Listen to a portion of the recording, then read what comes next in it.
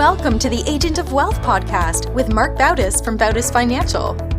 In this podcast, Marc helps guide you towards financial freedom, ensure you never run out of money, and create a balance in life that prioritizes what is most important to you.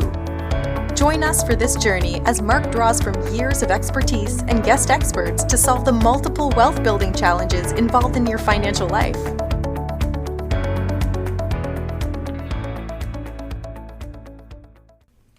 Welcome back to the Agent of Wealth. This is your host, Marc Bautis. Today, I'm joined by a special guest, Kevin Amolsch.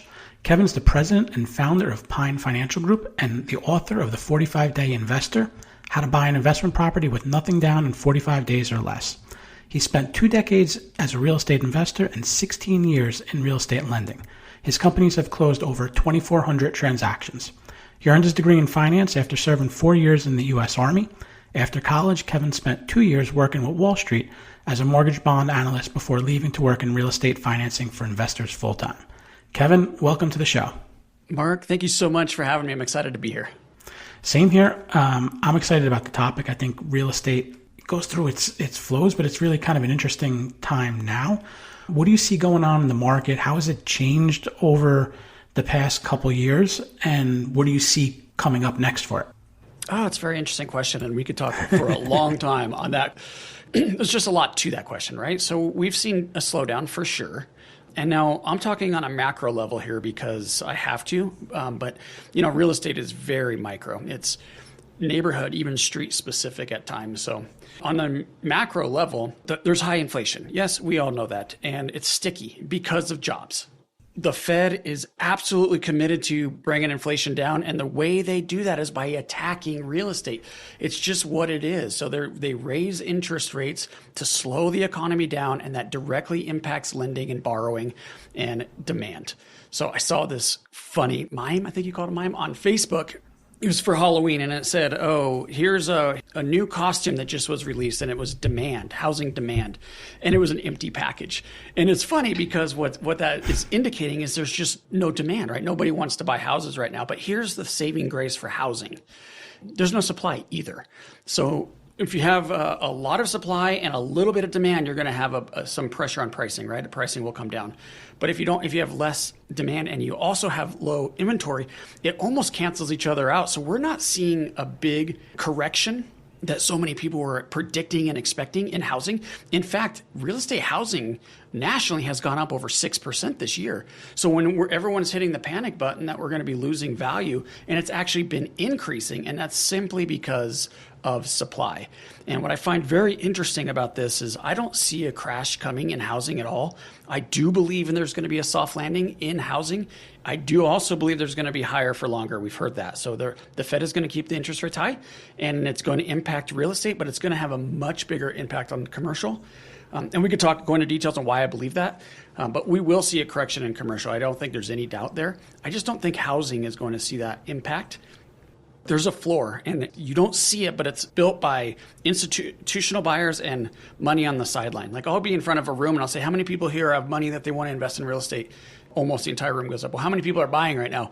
Everybody's hands go down because they don't think it's a good time. But when interest rates come down and pricing starts to come down, you'll see that money come in. Does that answer your question?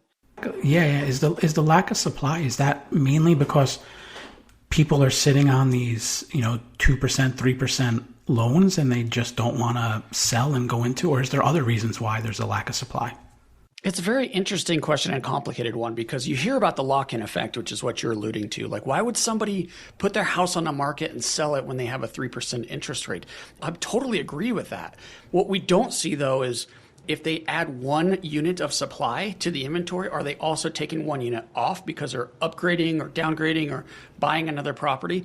So we don't really know what impact that would have. Now, if they were selling the house to go into a rental property, that would absolutely add to the inventory. But I don't know that the lock-in effect, as we see, has such an impact on the inventory levels. It absolutely has an impact on transactions. So we're seeing transactions fall off a cliff, right? A big part of that is the lock-in effect. And then you mentioned the institutional side, but before we talk about that, on the buying side, if prices haven't come down, but interest rates are going up, it obviously makes it more expensive to own a home. Is it the regular retail buyers are waiting, or they're not able to buy homes, and then the institutional side can just swoop them up as they become available? I think the institutional buyers are attracted to real estate because of the returns it provides. And if you're looking at your other options, investment options, where you could get a lot of money placed at one time, you're looking at like stocks, right? Bonds and government debt. I mean, that's where you're really going to be looking to place a large portion of money. And does anybody really have confidence in those markets right now? I mean, I'm reading every day headlines that get out of the stock market. It's going to crash. And when you start thinking about jobs increasing, there's going to be well over $1 trillion in corporate debt coming due in the next 18 months. Okay, what is that going to do when you have to start refinancing 4% corporate debt at 8 or 9 or 10%? What's going to happen to these companies? I think you're going to start seeing some layoffs, and then that's also obviously a spiral down. So that's I think that's one of the ways that we see unemployment go up, which is exactly what the Fed is trying to do. What led you to the financing side of real estate, and obviously ultimately to creating Pine Financial? Yeah, it's such a fun question because I was just reading books on how to invest in, well, anything, and then everything was pointing to real estate. We all know, it's no secret, more millionaires are made in real estate than other commodities. Millionaires hold their money in real estate over other commodities. So it's just an attractive asset class. So I just was reading about real estate. And at first it was just going to be an investment. Like, can I buy 1 or 2 or 3 rental properties? And how would that change my life? You know, how would that change my family's life? So I started trying to buy properties, but I was 21 when I bought my first house. I was 23 when I bought my second and had my first rental property. And so I'm this punk kid in college. I didn't have money. I didn't have credit.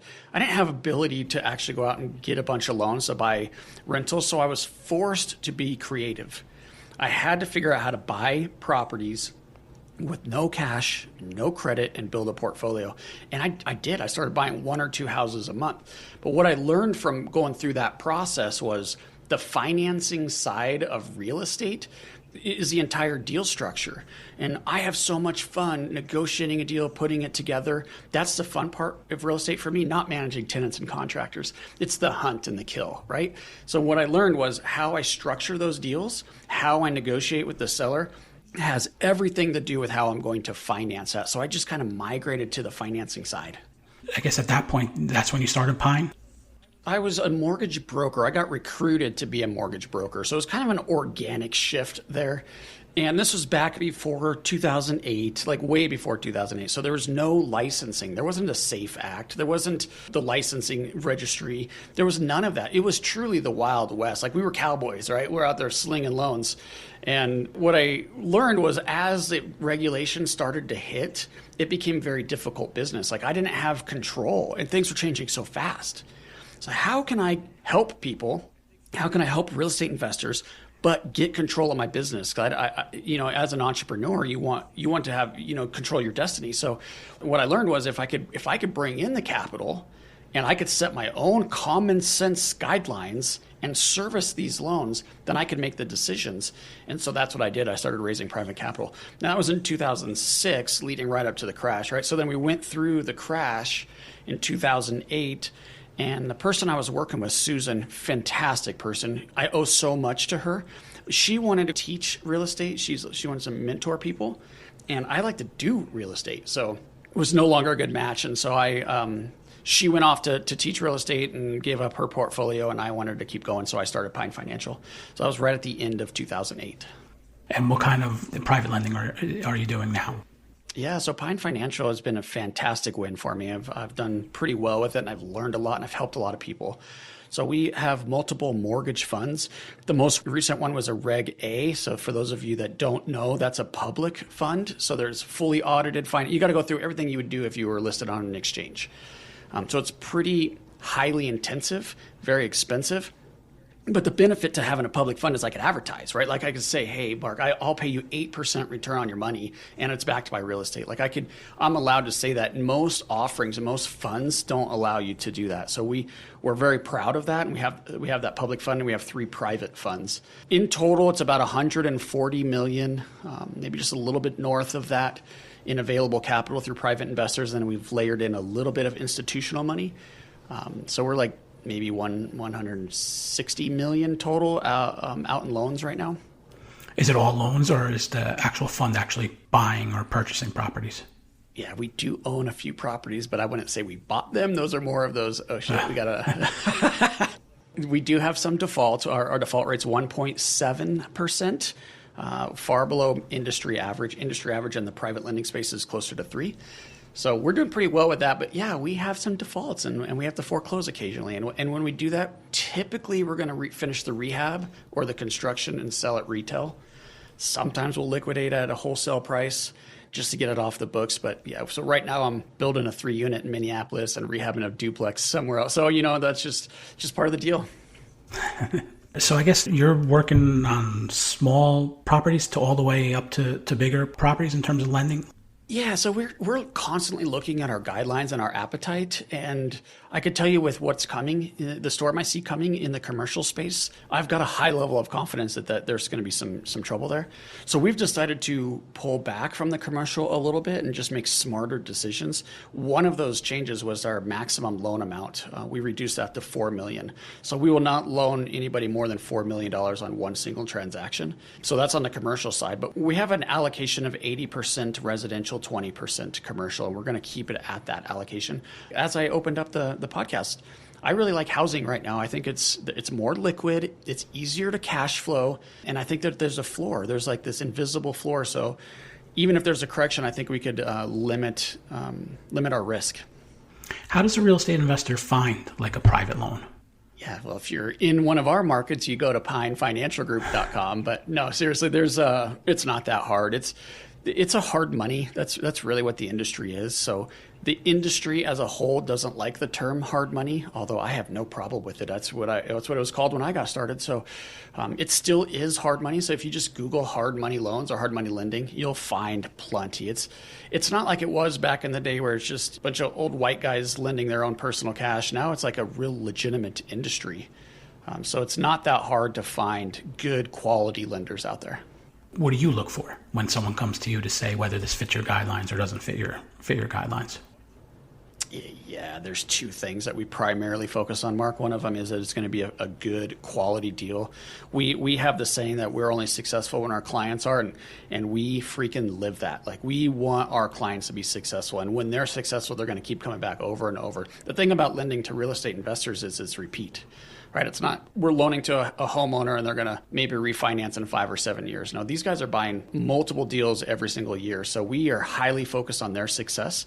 So first thing we're looking at is it a quality deal? Is there sufficient profit in it for you? And if there is, we want to try to figure it out. If not, then we just prefer not to even do the loan at all. Even if we could be safe, we prefer not to do the loan.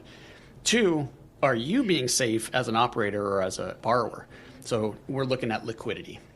I could tell you it's probably 99 out of 100 investors on projects go over their construction budget.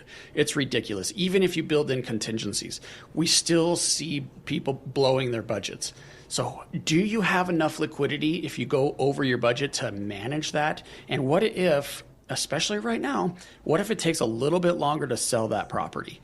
Do you have enough liquidity or runway to make payments until you can get it sold? So we're looking at liquidity and a quality deal. What's like the average length of one of these loans? It's going up. Yeah. If you asked me this 2 months ago, I'd say it's about 5. I haven't actually looked at that in a little while, but my guess is it's getting closer to 6, maybe 6.5 months. And I know you mentioned a couple of loans that have defaulted, but what happens?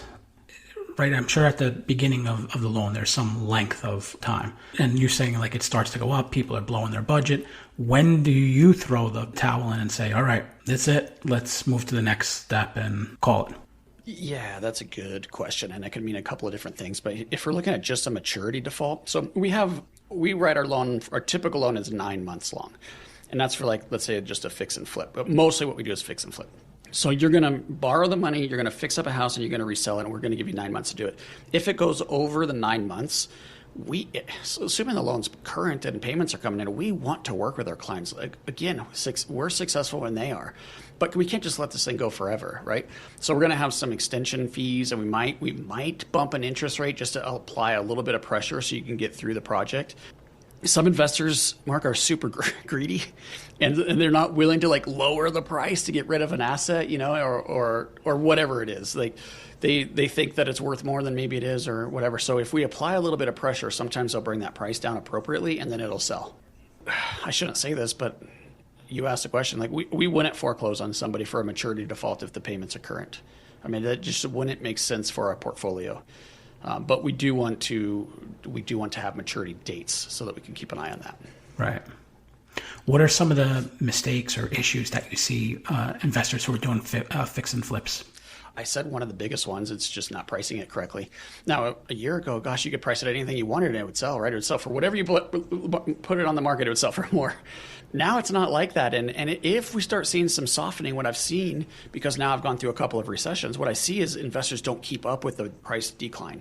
So it's much better to do a lower price and have multiple offers and get that price to push up than to price it too high and have people coming in under your list price. So that's a mistake I see investors make. A big one is just overdoing it. Like you make money on a deal or two, and now you want to do 2 or 3 deals at a time, or 4, and you build up this big house of cards, and then the cards crumble in. So I think just having a good foundation of being humble and taking on what you could actually handle is probably the way to go. I do see some of our defaults because of just taking on more than they can handle. And then just getting into wrong partnerships. Partnerships are tough. They're necessary to reach potential. I 100% agree with that. And they could be a freaking disaster. So if not every partner is adding the appropriate value and you don't have set tasks and responsibilities, then the partnership won't work. Right. You mentioned someone taking on more than they can handle, but how does someone go from one fix and flip to maybe growing? How do they scale? Do they hire a team? And I guess obviously that comes with its challenges. Do they put systems in place? What do they need to do to get to that point? Yeah, all of that, really. So I don't know if you've read the book, The E-Myth and the E-Myth Revisited, but there's a real estate investor E-Myth. So it's E-Myth Revisited Real Estate Investor or something like that. I think that's a fantastic book if you're serious about scaling a real estate investment company. But yeah, it's people and processes, right? That's how you scale. But it's slow. It's got to be a slow, methodical growth, not just taking all of this on. So I'll give you an example. The guy's name was Greg. Really nice guy, but he was just too aggressive. And he hired the wrong person. He hired a project manager to manage multiple new construction projects. Greg lost touch with his company. There was too much going on, and he didn't have the right people in place to manage it all. So this guy easily started embezzling money. There was it wasn't even a challenge for him. Greg had no freaking idea. And it was just money just getting siphoned, right? And all of a sudden there's not enough money to pay the contractors and all the projects stall. Now what happens when you have 12 new construction projects stall? You don't have money to do any of them. You got to get one finished, sell it, produce some money to do it, and then you have to go through. It's just very, very challenging. So that was a real life mistake that I saw. What should an investor do to prepare for approaching a hard money lender? What types of numbers, pro formas, documents do they need to have in place so that you look at it and say, yes, we're willing to risk and make a loan out to this person? Yeah, on the fix and flip side, we want a pro forma either way. You absolutely need that. The fix and flip's super easy, right? There's only a couple of numbers there. On an income-producing asset, we want to see a full pro forma. We want to see what is this going to be when you're done. So a lot of what we do is value-add bridge lending. So if you're going to tell me you're going to take this apartment building and turning it into a performing asset, well, how are you going to do it, and what's a performing asset look like to you? What's your vacancy? What's your expenses? What's your average rent per foot or per unit or whatever it is? So yeah, start with the pro forma. Make sure the plan makes sense and it's profitable. And then you're going to want your financial statement, right? And most hard money lenders right now, because it's an industry, it's not the Wild West anymore. We're looking at tax returns and bank statements. So we want to see that you actually have the ability to perform. So for me, I keep a net worth spreadsheet. I track that, and it's once a quarter. I update all my bank accounts, all my values of all my assets, all my liabilities. So when I get asked for a financial statement, it literally takes me like 5 minutes to move it all over into their form, or I oftentimes spend my own or use my own form, but I'm always prepared to send those. I've seen a lot of pro formas before, and they almost always look great on paper. How do you look at one and kind of weed through it and be like, I don't know about this one. Numbers might be off a little bit? Yeah, so the numbers are almost always off. If we're talking about residential real estate, it's almost always off on rent and maintenance.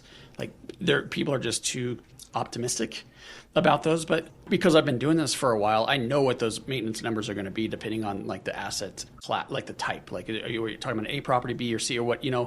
Those are, and how much common area there is. So I can get it really close on the maintenance number, and I see 9 out of 10 of those are wrong, right? So it's just experience there.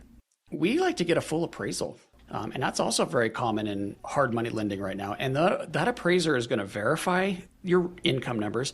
Can it really rent for what you're saying it is? And they have all the industry numbers on maintenance and taxes and insurance and management and all the fees that you would see on the pro forma. The appraiser can verify all of that.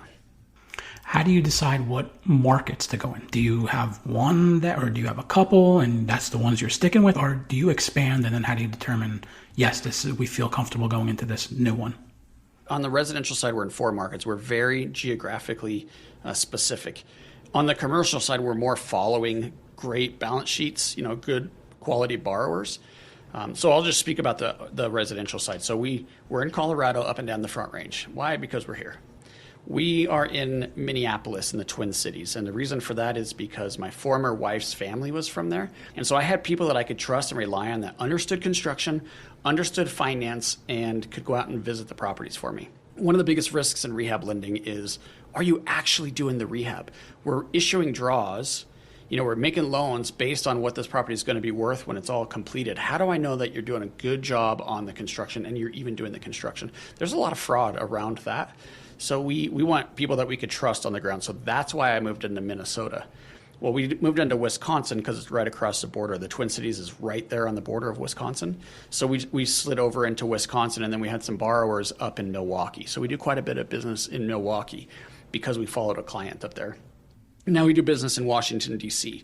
That's an interesting one. So years ago, we had a hedge fund following us around, always wanting to learn from us, always wanting to get involved. And we finally figured out a way to try to make it work, and that was an expansion into D.C. Now, they had relationships in D.C. It was their money that was going in. We were only originating and servicing the loans. We had zero risk, right? So that's why we decided to go into D.C. Now, that partnership dissolved because they decided to pull out, and we weren't willing to put in our money into that market, so we pulled out. Now we went back in because we already have all the relationships. We have a bigger, stronger team. And now we have a lot more confidence that we'll have success. So now we're back in DC, and it has been. It's been a great couple of years. We're producing a lot of loans out there. As far as the next market, I don't really know. We're exploring some technology to help with that. AI has come a long way, so can they help us identify a market? We definitely want to know what our competitors are doing with the pricing. What is the most we could charge for our loans and be successful? How long is the flight? What's the foreclosure timeline and the regulations? So it's kind of a lot to it. I don't know if that helped answer your question, but it's a complicated, yeah. Yeah.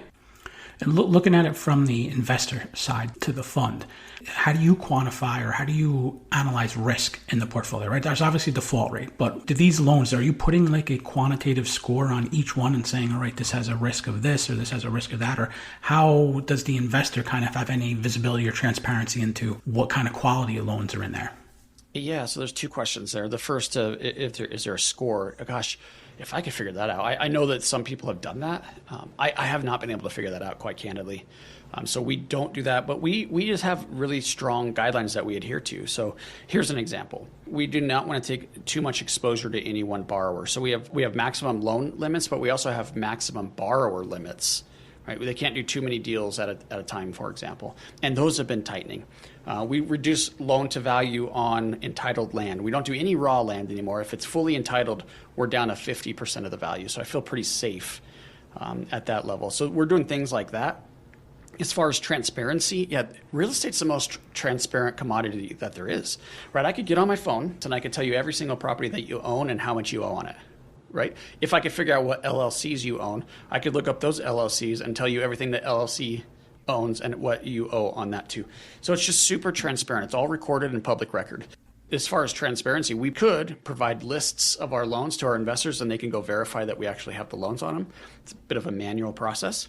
Or for our public fund, it's all audited, right? So they're looking at all of this. They're making sure that we're making the loans. And then there's full lists of all of the loans in the financial reporting. What do you see coming up next for Pine Financial? We're growing. We are growing. We're bringing in about $1.5 million a month in new capital. So investors are seeing the benefit of private lending. Look, it's 8%. So you could get 5 or 5.5 in a CD. I get it. It's not a huge spread right now, but it will become bigger as interest rates start to go down. And it's still 8, not 5, right? And it's backed by real estate, which some people, I'm not saying I agree or disagree, but some people think that's safer than even a bank right now. Banks are in trouble. And is the FDIC going to come through? I happen to believe that they will. Not everyone agrees with that, right? So they would rather be in a real hard asset like real estate. The investors are enjoying the private lending sector. And look, that's the safest place to be if you are interested in real estate. Are you seeing the same, like you mentioned, the amount of money that's coming in? Are you seeing the opportunities on the other side to actually deploy it? Yeah, look, banks' pencils are down. I read a report, and you might have read the same one. 186 banks are in trouble right now. If there's any type of run on non-insured deposits, so that would be anything over $250,000 in an individual account, right? That's anything over that is not insured. So if the bank collapses, all of that money is at risk. You could literally lose your money that's in the bank. So if there's any kind of run, the risk is it's going to be on the uninsured deposits. That's the money that will come out of the bank. So in this study, 186 loans have long-term, low-interest rates assets, which is exactly what took down Silicon Valley, and they do not have the liquidity to return depositors' money. And if there's any type of run on that non-insured deposits, 186. Now, that's not a huge number when you talk about the entire banking system, but that would definitely put some fear in the market. And we've already seen what banks do when their peers start to fall, right? So if you're one of these 86 banks, 186 banks, which they did not disclose who they are, those banks aren't lending right now. They're hoarding liquidity so that they could pay deposits if there's a run. That keeps them safe and keeps them from going out of business. How many other banks are doing the same strategy? And I know it's a lot because we're getting calls all the time. The bank rejected me. I can't get this loan done. Can you help? So the demand for the money is through the roof. Yeah, that's good. Well, we're just about out of time. Kevin, I'd like to thank you for being on the show today. You provided some great info on how investors can better fund their real estate projects. How can listeners reach out to you and find out more about what you do at Pine Financial? Yeah, your very first question was about the market and the economy, and there's a lot of fear right now in what's going on. And we alluded to it a little bit in the conversation today, Mark. And I got to tell you, there's a lot of resemblance between the 1990 housing softening and what we're seeing right now today. And that's, if you remember, that's right after the savings and loan crisis, right? High inflation, high interest rates, all of those things. So I did a detailed report on the similarities between that crash and what we might be approaching now. So readers have been really loving that report. I'll give it away for free. It's thepinereport.com, and you can get that report. Otherwise, to reach us, it's just pinefinancialgroup.com. Great. We'll link to both of those in the show notes. Kevin, thank you again, and thank you to everyone who tuned in today. Don't forget to follow the Agent of Wealth on the platform you listen from and leave us a review of the show. We're currently accepting new clients, and if you'd like to schedule a one-on-one consultation with our advisors, please do so at bautisfinancial.com/call. Thank you for listening to the Agent of Wealth podcast. Click the subscribe button below to be notified when new episodes become available. The information covered represents the views and opinions of the guests and does not necessarily represent the views or opinions of Bautis Financial. The content has been made available for informational and educational purposes only and is not intended to be a substitute for professional financial planning and investment advice. Always seek the advice of your financial advisor or other qualified financial service provider with any questions you may have regarding your investments and financial planning.